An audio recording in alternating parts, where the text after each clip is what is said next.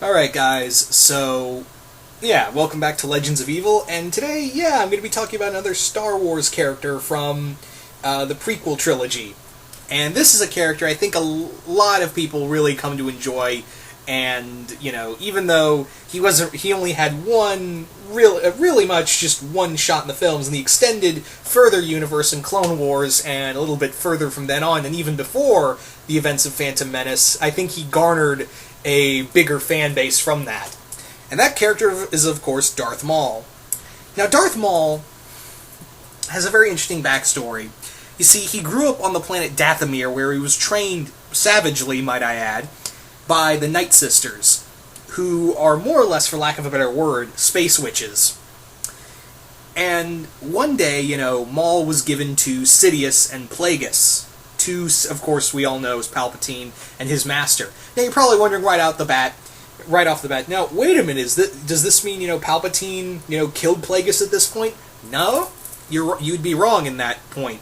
You see, what was going on was that Plagueis had this fantastic idea that he wanted to, dissolve the rule of two. Plagueis believed that he was above the rule of two, and he could create not so much a Sith empire, but in reality, like a good number of Sith under his control. And, while he had, Sidious, aka Chancellor Palpatine, as Chancellor, and he can rule from the shadows, and also in his public identity, Higo Damask. That's Plagueis' real name. I just said that. So, Maul, Plagueis allowed Sidious to make Maul his apprentice, after, being convinced by him. Now, the whole thing with Maul was really, and this is going to be very interesting, the whole point of Maul to Sidious and Plagueis was nothing more than to say, hey, the Sith are back. That was literally it. That's all Maul was meant to do to Plagueis and Sidious. Of course, here's another fun fact. Everything going on a majority of things going on in Phantom Menace, Plagueis is still alive. That blow your mind, wouldn't it? That Plagueis is still alive with Sidious, and he didn't really, Plagueis wasn't really killed, at least in the novel, until like midway towards the end of, if you want to run by the same time, towards the end of Phantom Menace, while that's all going on. I'll go more into that when I get to, when I do a review on the Darth Plagueis novel. But yeah, Maul's whole purpose was nothing more than to announce to the universe and to the Jedi that the Sith had returned. That was literally it. And in fact, Sidious sent Maul down to Naboo, not to stop, Padme and Qui-Gon and Obi-Wan from defeating the Trade Federation. In reality, it was to kill him. That was really his whole point, because Maul had, in Sidious's eyes, more or less ran out his usefulness. So as we all know, the probably one of the best lightsaber fights in the prequel trilogy, and probably, I know it's choreographed as all hell, but it's still pretty fun to watch.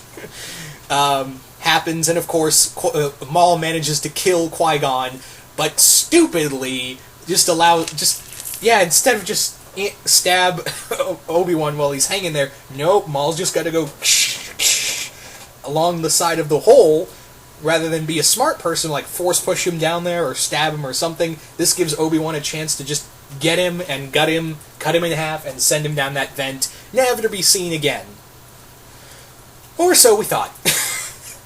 You see, now we go into Clone Wars era, and in that time, it had been years, and Maul had miraculously survived through his sheer hatred. Yeah, if you hate someone enough to keep yourself alive, and keep in mind, he had help from the dark side of the Force, but very little Sith can do that, their hatred and the Force can keep them alive that long. Oh yeah, it's possible that a Sith Lord can do that, and it's been done before in the extended universe, and even Palpatine and Vader have done this, using the Force, but to do this for years, to use the Force to, hold on to your body that long, very little Sith Lords have done that. Not since the Old Republic That's been like done fully, at least to my knowledge.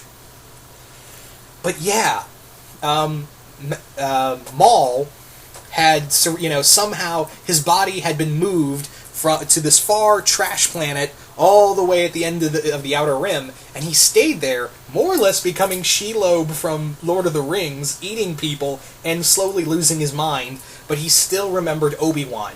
It wasn't until Savage Opress, his brother, managed to discover him and brought him before Mother Talzin, who cured him of his madness and, gave him a new pair of legs, and thus begun the war on Obi-Wan from Maul's perspective. And yeah, how it all started was that Maul and Savage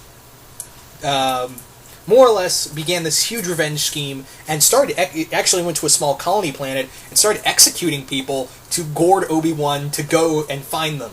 They actually managed to corner him in a small supply ship that they had stolen.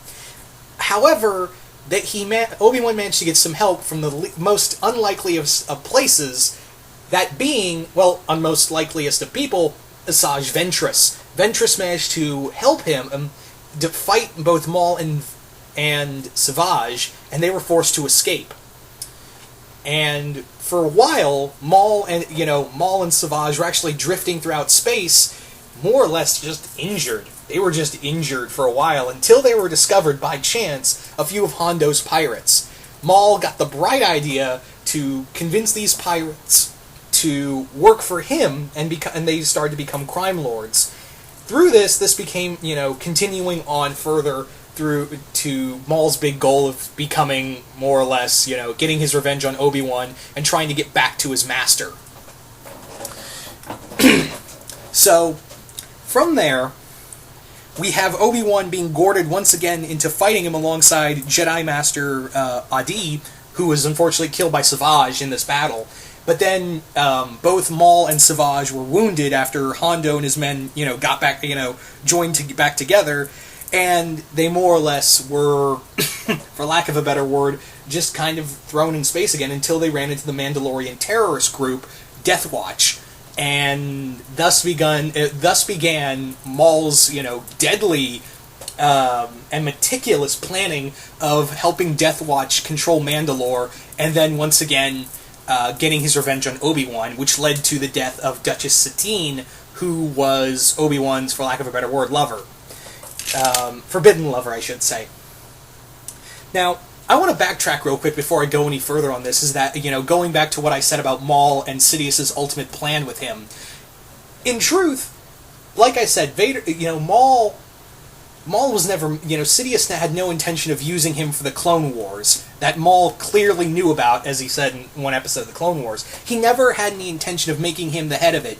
In truth, he just meant to him look like the apprentice, and, because he already had Count Dooku in the corner. He already had Count Dooku in his pocket, and then, once Maul was dead, then he made it look like Dooku this whole time, as Darth Tyrannus made Count Dooku look like he was the Sith Lord, and Maul was the apprentice, and, keep suspicion off of him entirely that he was the true Sith Lord of the whole time.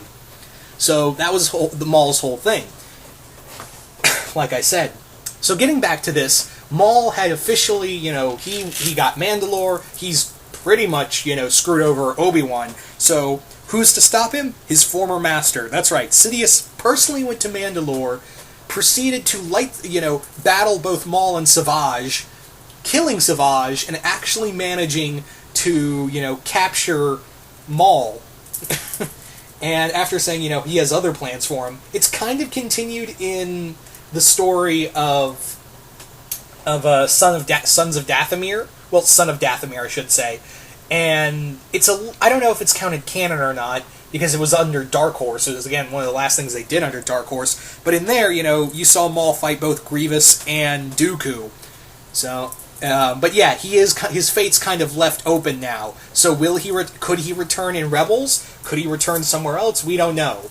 Maul's fate is ultimately unknown, but he is out there under the control of the Empire, under the control of the Emperor, and we don't know what his full, what his plans are, but maybe we'll find out soon enough.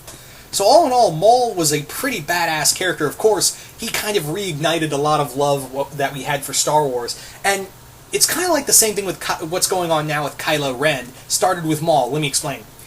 Maul was a very big selling point of the Phantom Menace because he was like this totally new character. He was this savage warrior, and of course he had this really unique lightsaber, of course referring to his saber staff. It's kind of what they're kind of doing with Kylo Ren, because you see him in all the merchandise, just like how you saw Maul back in Phantom Menace toys. That, and, he's got the cool lightsaber, he's got the cool design. That's what pretty much Maul was doing the whole time as well. But above all that, Maul was a very, deadly warrior. We saw in Clone Wars how meticulous he was. If you ever read Darth Maul Lockdown, the novel, he's also, this master manipulator. And the best way I can describe that novel is the TV show Oz. If you put Star Wars in it, and he made it and you also put in a psychic giant flesh-eating worm. That's all I can say. But anyway, so once again, hope you all enjoyed this, and you guys tell me, what do you guys think of Darth Maul? And once again, hope you all enjoyed this, and I will see you guys later.